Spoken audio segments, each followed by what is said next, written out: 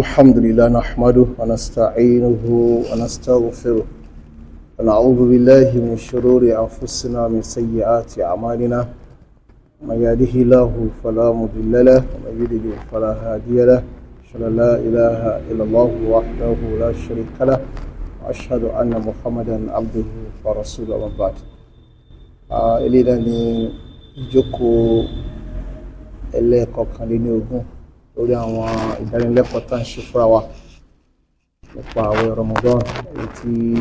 a ti wọjọ́ kẹta rẹ̀ báyìí abilode dáwà jalla subhanahu ìgbàgbọ́n tá ń ṣe ti gbà lẹ́sìn lọ́wọ́ wa kò yọ ṣekárí mi sọkágbọ́ mi kò yọ kú níbẹ̀ ní ìtẹ̀síwájú nínú tírà sífàtù sọ́mi nàbí sallallahu alayhi wa alihi wa sallam tí wàá fẹ́ máa yẹ̀wò lónìí àwọn ìsọ̀rí àwọn èèyàn ìsọ̀rí mùsùlùmí tí àwẹ̀ gbígbà ti pé sọ̀rọ̀ yẹn fún ó jẹ́ pé wọ́n lè padà gbà á lọ́jọ́ míì tàbí wọ́n padà máa sọ fídíà torí pé ipò tó bára wọn àwẹ̀ gbígbà ó ti kú ní ọrùn wọn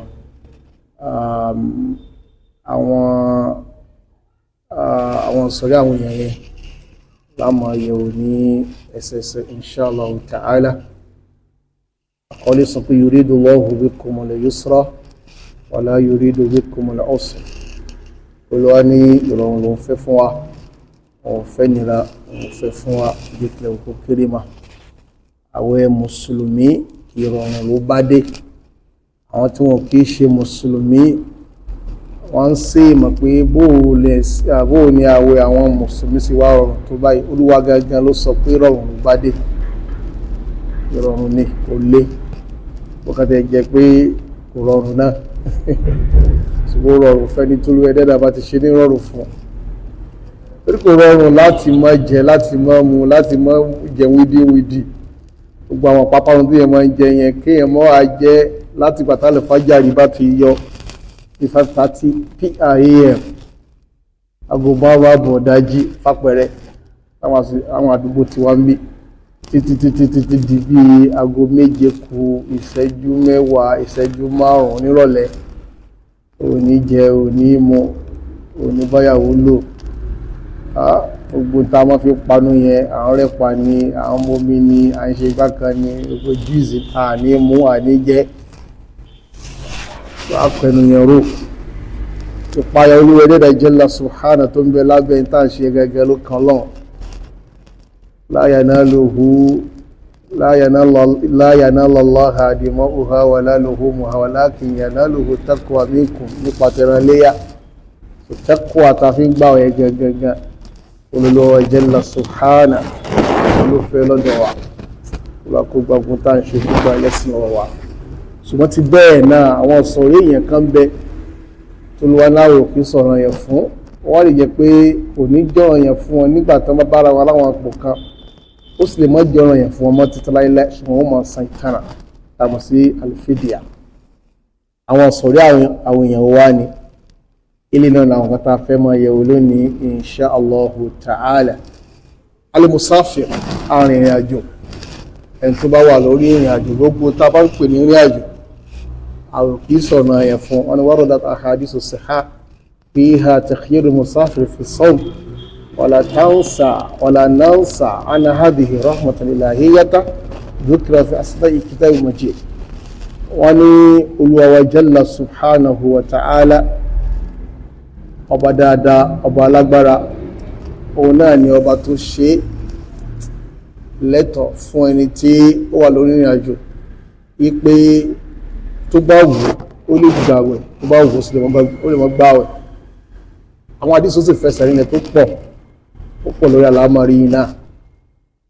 boríborí ẹni kúrò wá gẹ́gẹ́gẹ́ ó sọ nínú al-Qur'an ẹni qala rahmanur rahim àbáwá ni wa man kana maridan aw ala safar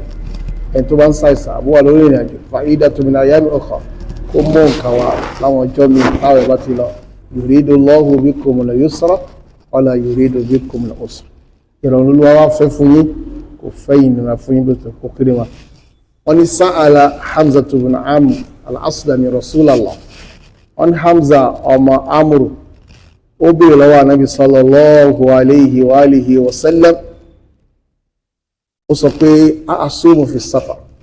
ṣé mo lè máa gba àwẹ̀ lórí ìrìn àjò wọn ni wa kana kathira siyam tẹ́lẹ̀ àwọn àgbà àwẹ̀ pọ̀ wa qala lahu rasulullahi sallallahu alayhi wa sallam alábi wa ń sọ fún pé sum in shita wa aftir in shita tó bá wọ̀ ó lè gbà tó bá sì wọ̀ ó lè má gbà so takhir ń bẹ níbi kí a gbààwẹ̀ nígbà tí a bá wà lórí ìrìn àjò takhir ni pé tó bá wù wá a lè gbà tó bá sì wù wá a lè má gbà àwọn ìgbà wátà ká yẹn ìgbà wa Bukhari àti Muslim wọn lè wà ní Anas ibn Malik radiyallahu ta'ala anhu qala ìgbà wọlé látọ̀dọ̀ Anas ibn Malik ó ní safartu ma'a rasulillahi sallallahu alayhi wa sallam fi Ramadan ó ní mo ṣe àjò pẹ̀lú ànábì sallallahu alayhi wa sallam nínú oṣù Ramadan falam ya'ibu as-sa'imu ala al-muftir ẹni tó ń gbààwẹ̀ ǹjọ́ náà kò bẹnu àtẹ́lẹ̀ tí ó gbààwẹ̀ wala al-muftir ala as-sa'im bẹ́ẹ̀ náà sì nẹni tí ó gbààwẹ̀ kò rẹ́ni tó ń gbààwẹ̀ kò rí ní aláṣejù torí pé ìdẹ̀kùn bẹ́ẹ̀ pé ẹni tó bá wù ó lè gbà ẹni tó bá sì wù ó lè má gbà afani wa hadhihi al-ahadith àwọn àdìsítà ń ka yìí tufidu takhyira la tafdil ó ń ṣàlàyé pé tó bá wù wá la lè gbà bá wà sí lè má gbà sọpọ́lá ń bẹ lórí àgbà lórí àgbà àbí àgbà lórí àgbà ولكن يمكن استدلال تفضيل الإفطار على صيام الأحاديث العامة كقوله ṣùgbọ́n gbà mí o ọlá lè wà fún ká sọ pé àgbàwẹ̀ lórí ìrìnàjò lórí tàbá wo àwọn ahadith ní tánàbí wa Muhammad sallallahu alayhi wa sallam tó ti gbọ́lá fún ìmọ̀ lo ìtọ́lọ́wọ́n bá ti fún wa ní ìdẹ̀kùn kámọ́lù anábì sallallahu alayhi wa sallam ní inna Allah yuhibbu an tu'ta rukhasuhu kama yakra'u an tu'ta ma'siyatuhu anábì sallallahu alayhi wa sallam pẹ̀lú wa ó nífẹ̀ẹ́ ká máa gba ìdẹ̀kùn tó ń bá fún wa tó lọ bá ní o ṣe lè ẹlò bẹ́ẹ̀ ìdẹ̀kùn ní fún yín olúwa nífẹ̀ẹ́ ká mú ìdẹ̀kùn yẹn lò ó nífẹ̀ẹ́ rẹ̀ gẹ́gẹ́ bó ṣe kórìíra ká yapa rẹ̀ ká ṣẹ́ àdéṣe lè Imam Ahmad ibn Hibban àwọn náà gbà wá pẹ̀lú isnad tó dáa Imam Ahmad ibn Hibban àwọn náà gba ìgbà wáyé wá pẹ̀lú isnad tó dáa ó padà sọ́dọ̀ Ànábì wa Muhammad sallallahu alayhi wa alihi wa sallam anu riwaya mi ìtànàbí sọ ni pé kama yuhibbu an tu'ta azaimuhu gẹ́gẹ́ gbólúwá sí ó ṣe nífẹ̀ẹ́ ká máa gba àwọn nǹkan tí òun bá sọ yí pé òun pàtàkì àwọn nǹkan tó lọ bá pàtàkì ló wá nífẹ̀ẹ́ rẹ̀ ká máa gbà jalla subhana afáàní lakin yumkin taqyid dhalika man laysa alayhi haraj fi al-qada wal-ada wọ́n ṣùgbọ́n ó dá kí ká di ọ̀rọ̀ yìí ẹ̀rù pé ẹni tá à ń sọ yìí ìsẹ̀ni tí ìnira ń bẹ fún láti gbà á padà àbí láti san àwẹ̀ yẹn lèkè lẹ́ta ó dá alayhi rukhsa bi khilaf maqsud kó mọ́ lọ wípé yóò mú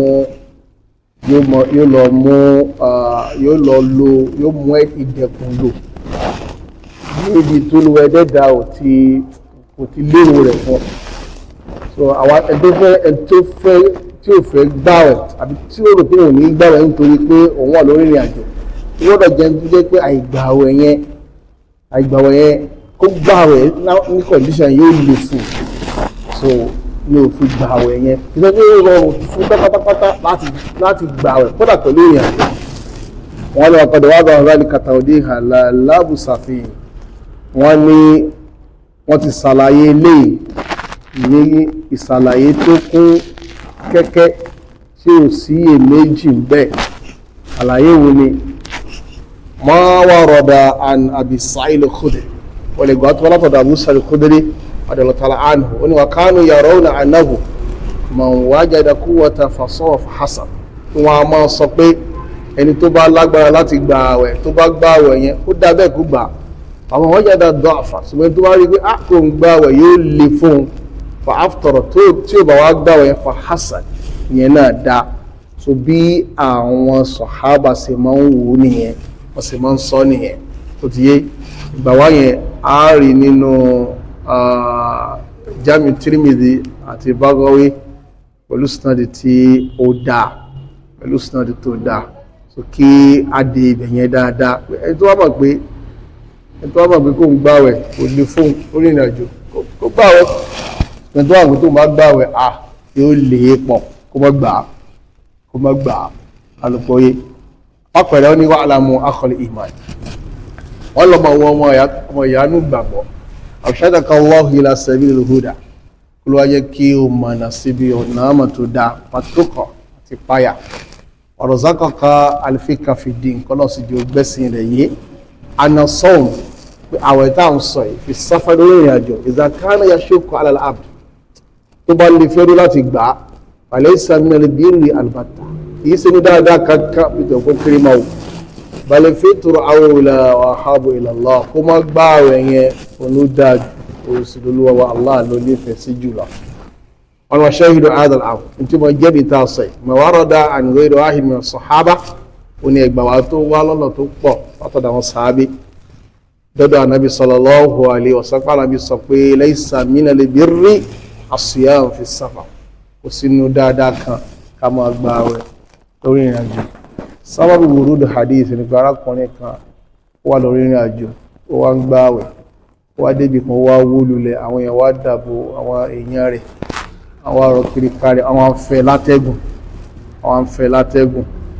abẹ́ náà ń kí bàbá ìpẹ̀lẹ́ bàbá Ànábì sallallahu alayhi wa sallam wá ní kí ló dé àwọn náà ń gbààwẹ̀ ni bàbá ń gbààwẹ̀ ni Ànábì wa ní laysa minal birri as-siyamu fi as-safar kò sínú dáadáa kí àwọn gbààwẹ̀ lórí ìrìn àjò àwẹ̀ tí ó bá bí pé ó wà lọ́rọ̀ ó wà mọ́ sí díẹ̀díẹ̀ kò sínú dáadáa bí ìpìlẹ̀ òkú kéré ma rẹ́dà kò ṣàtẹ́ńbì àkíyèsí kékeré kan wọn ní kọ́ di yatawaham ba'du nas aláwọn yẹn kan lè mọ̀ rò pé anal fitra fi ayyamina hadhihi fi saghiri jaiz wa yaibuna ala man akhra bi rukhsatillah àwọn kan lè mọ̀ rò pé ayé tá a wà ní ìsáyé ti rọrùn ayé tá a wà nínú plane tá a mọ̀ fún ẹgbẹ́ kan ní 3 hours láti Mákà sí láti Jeddah sí Nàìjíríà kò sí ìnira kankan atẹ́gùn ní ẹ̀kọ́ ó rọrùn pọ̀ kò sí rúkṣọ kankan fẹ́ nìkankan láti mọ́ gbà àwẹ̀ o torí pé kò sí ìnira bí àwẹ̀ gbígbà mà láwọn àsìkò tá a wà yìí débi pé tó bá wá sọ pé òun ò gbà àwẹ̀ torí pé travel nínú plane wọn àmọ́ fojú burúkú wò àwọn anna siyama awla li suhulati muwasalati wa yusriha wa tawafurha ó tó àmọ́ sọ yé pé ká gbà àwẹ̀ yẹn òun ló lọ́lá ju ká mọ́ gbà àwẹ̀ lọ torí pé everything is now easy. عفاني فهؤلاء نلفت انتباههم إلى قول عالم الغيب والشهادة أنا فاكر ونو سي ọ̀rọ̀ tó lù wá ọba tó mọ kọ̀ọ̀kan àti gbangba tó sọ pé àmọ́ kánà rabbuka nasiyyan lọ́wọ́ ìgbàgbé olúwa tó sọ wípé yuridullahu bikumul yusra wala yuridu bikumul usra ọmọ tó ń sọ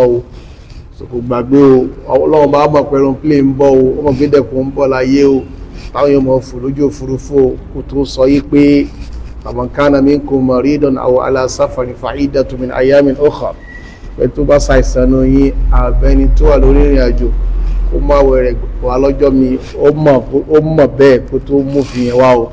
so wallahu ya'lamu wa antum la ta'lamun olúwa mọ̀ ẹ̀yin ò mọ̀ so aqulu fi asma'i al-aya allati ذكر رخصة الإفطار في السفر kódà nínú ibi tó wá ti sọ lọ pé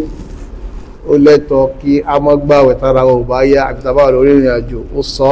ó ní yuridullahu bikumul yusra la yuridu bikumul usra pé ìrọ̀rùn ló ń fẹ́ fún yín ọ̀wọ̀ fẹ́ nira fún yín ai innal yusra ó ní pé ìrọ̀rùn yẹn as-suhula àti dẹkùn yẹn at-tashil àti mú nǹkan rọrùn yẹn ala al-musafir fẹ́ tó rìnrìn àjò amúnú yuriduhu Allah ìtọ́lọ́ fẹ́ fún ẹni tó rìnrìn àjò ní o wọ́n wà bí maqasidi sharia as-samha ara ti sharia aláàánú tó sì mú wá nìyẹn wọ́n ní ayé ka ánà lẹ́dí shar'a ad-din huwa khaliqu zaman wal makan wal insan lọ́ọ́ mọ̀ pé ẹni tó gbófin sharia kalẹ̀ olódà gbogbo ìgbà olódà gbogbo ayé olóṣèdá gbogbo ọmọ ènìyàn pátá ọwọ́ àlọ́ bí hajati nasi wa ma yuslihuhum wa ma yaslahu lahum ó mọ táwọn èèyàn mọ ní bùkátà sí ó sì mọ tí ó mọ tálámọ̀ rí wọn ṣe qala azza wa jalla olúwa ní ala ya'lamu man khalaqa wa huwa latiful khabir sẹ́ni tó dá sóhun ni ò ní mọ̀ ni wa huwa ọba onípẹ̀lẹ́pẹ̀lẹ́ al-khabir ọba inú lóde wọ́n ní nasukku hadha li ya'lama al-musa náà idha qada Allahu rasuluhu amran aláǹsọ ilé kí mùsùlùmí lọ mọ̀ pé nígbà tó lọ́wọ́ Allah tó bá ti pàṣẹ kan àtòjíṣẹ́ rẹ̀ Muhammad sallallahu alayhi wa sallam lam yakun lahu al-khiyara ọmọnìyàn mùsùlùmí ò ní option min amrihi níbi tọ́lọ̀ bá sọ tánàbí bá sọ wàlẹ̀ raddada ma'a ibadillahi al-mu'minin al-mukhbitin alladhina la yaqaddimuna bayna yadi llahi wa rasulihi yóò wà pẹ̀lú àwọn ẹ̀rọ ọlọ́ọ̀ba òdodo àwọn olùgbàgbọ́ òdodo àwọn tó jura wọn lè fọlọ́ọ̀ba pátápátá àwọn tí wọ́n yí ṣáájú ọlọ́run àtòjíṣẹ́ rẹ̀ wọ́n mọ̀ sọ pé sami'na wa ata'na olùwà ti gbọ́ àwa sì ti ń tẹ̀lé o ghufranaka rabbana àforíjì rẹ̀ la wá ìwé olúwa wa ilaykal masir ọ̀dọ̀ rẹ̀ sì ni a padà sí eléyìí náà ni ọ̀rọ̀ alákọ̀ọ́kọ́ nípa àwọn tó lọ́wọ́ wa jalla subhanahu wa ta'ala tó ṣe ìdẹ̀kùn fún níbi ààwẹ̀ gbígbà wípé wọ́n lè máa gbààwẹ̀